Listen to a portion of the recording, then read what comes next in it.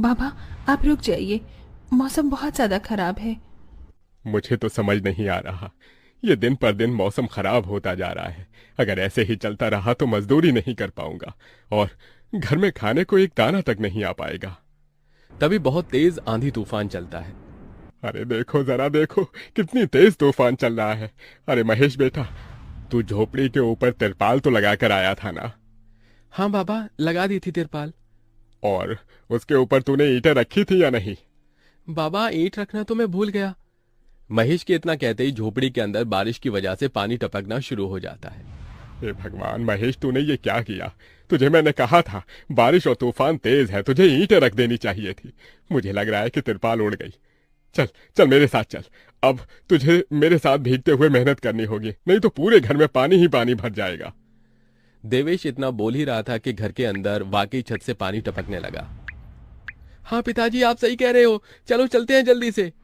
दोनों बाप बेटा बारिश में बाहर निकलते हैं और झोपड़ी की छत पर तिरपाल को सही से लगाना शुरू कर देते हैं। अरे बेटा, ईंट को अच्छे से रखना, कहीं ईंट गिर न जाए। ठीक है पिताजी, सही सही रखूंगा। महेश इतना कहकर अच्छे से ईंट से तिरपाल को दबाने लगता है, जिससे छत ढक जाती है और झोपड़ी में पानी टपकना बंद हो जाता है। लेकिन इसी के चलते हुए बेचारे दोनों के दोनों बहुत बुरी तरह भीग जाते हैं। अरे चलो बेटा, बहुत ठंड हो रही है, बाहर घर में चलते हैं। चलो, बरसात में मौसम बिल्कुल ठंडा हो गया है। हाँ पिताजी, आपने बिल्कुल सही कहा, चलिए। जब दोनों बाप बेटा घर के अंदर आ जाते हैं तो मेघा उन्हें सूखा कपड़ा देती है और अपना शरीर पोंछने के लिए कहती है। आप लोग अपना शरीर पोंछ लो और सूखे कपड़े पहन लो, नहीं तो ठंड लग सकती है। मेघा के दिए हुए कपड़े दोनों पहन लेते हैं। तभी बीमार शकुंतला बिस्तर पर पड़ी हुई मेघा से कहती है। अरे बेटी, तूने खाने के लिए कुछ बनाया नहीं?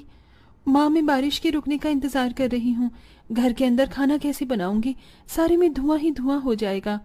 मेरी दवाई का समय हो गया है और मुझे भूख भी लग रही है। ठीक है माँ, मैं कुछ करती हूँ। मेघा अपने सिर पर एक सफेद कट्टा रखकर बारिश से बचते हुए बाहर से कुछ ईंटें लाकर घर के अंदर ही छोटा सा चूल्हा बना लेती है और उसी पर खाना बनाना शुरू करती है।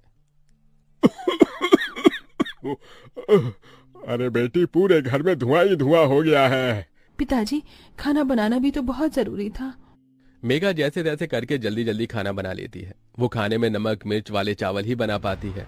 माँ, माँ उठो, ये लोग खाना खा लो। शकुंतला मेघा के हाथों से खाना खाती है। शकुंतला के पूरे शरीर को पैरालाइज हुआ था, जिसके कारण ना तो वो हिल सकती थी और ना ही वो उठ सकती थी। मेरी प्यारी बेटी, इतनी कम उम्र में तेरे ऊपर कितनी जिम्मेदारी आ गई। हम गरीबों का कुछ नहीं हो सकता है। इस गरीब झोपड़ी के अंदर हम कैसे कैसे दिन देखते हैं। कोई बात नहीं माँ, बच्चे समय के अनुसार बड़े होते हैं, लेकिन मैं समय से पहले बड़ी हो गई हूँ। आपको तो खुश होना चाहिए। मैं तो इस कदर लाचार हो गई हूँ कि तेरे सर पर हाथ रखकर तुझे आशीर्वाद भी नहीं दे सकती बेटा।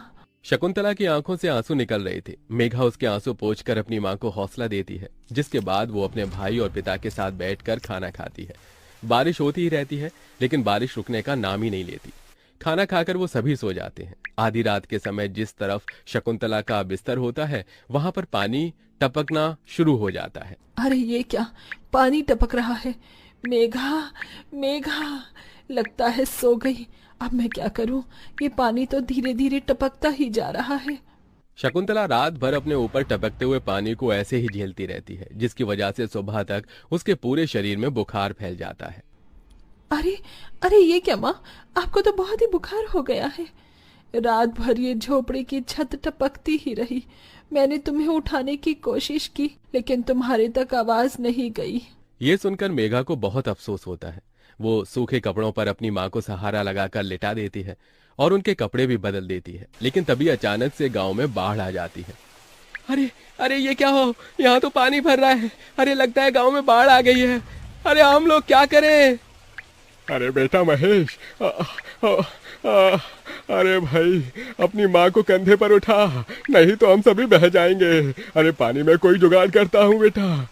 देवेश फौरन घर के बाहर जाता है। जहां वो आसपास देखता है, उसे एक रेडी दिखाई देती है। देवेश उसे लेकर आता है, जिस पर शकुंतला को लिटा देता है।